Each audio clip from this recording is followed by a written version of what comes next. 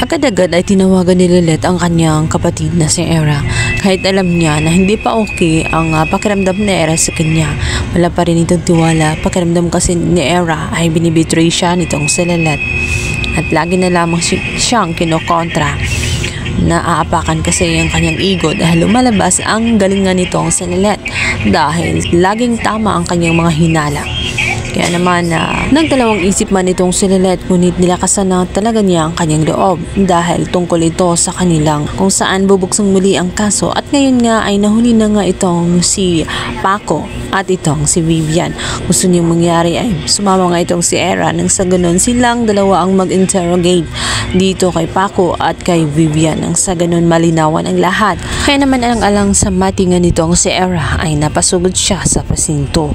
Dito naman ay magugulat sila dahil nga darating nga itong si Paco, ngunit hindi kasama nga itong si Vivian.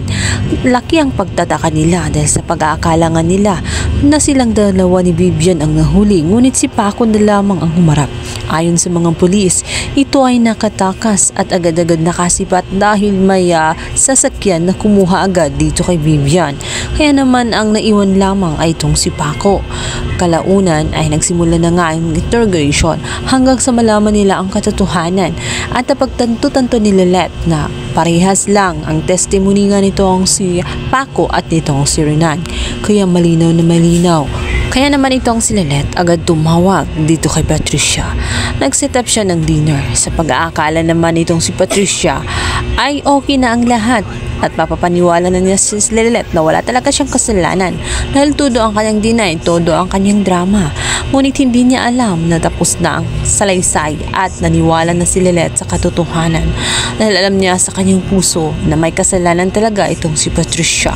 Naiyak na lamang itong si Lilith dahil sa pinagsasabi nitong si Patricia na gustong-gusto niya na maging maayos ang kanyang pamilya. Noon, naniwala itong si Lilith na makalabas siya ng kulungan, ngunit naging manhid siya at nagbulag-bulagan siya sa katotohanan. Hindi siya naniwala noon o parang binaliwala niya ang mga instinct na may motibo talaga itong si Patricia dahil sa malaking galit niya dito kay Meredith. Hinayaan lang niya noon, pero ngayon alam na niya na may kasalanan itong si Patricia at hindi siya papayag na hindi magbabayad itong si Patricia.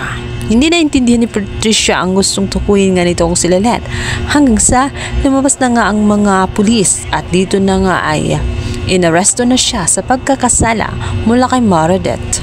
May warrant of arrest na ang mga pulis kaya naman napusasan na rin sa wakas ang bruhildang si Patricia at napakasatisfying ang tingnan dahil sa kanyang mga kasalanan na marami ding inosente na nadamay kagaya na lamang ni Ino. Si Patricia ay umiiyak pa, kunwari inosente.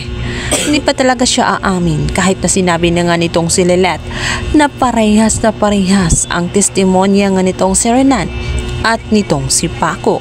Kaya malinaw na siya ang utak ng krimen sa pagkamatay ng kanyang ina at dapat na nga siyang magbabayad. Sa kabilang banda, hindi lamang si Lilith at si Era ang galit na galit dito kay Patricia, maging itong si Lorena. Kaya naman bago pa nga siya kunin ng mga pulis ay minsan ding dumalaw itong si Lorena at gustong angkitin ang buhay nitong si Patricia. Alam niya na dahil siya ang may malaking galit kay Meredith at alam din niya na may kasalanan din ito ang si Patricia sa pagkamatay ni Ino. Kaya naman na gusto niya na singilin din maging ang kanyang buhay.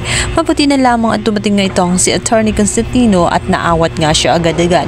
Kung hindi ay madudungisan din ang kanyang pagkatao at maaaring baka magkasabay pa sila sa kulungan nitong si Patricia. At sa wakas nga nag-renew na nga sa kulungan itong magkasabwat na si Renan at si Patricia.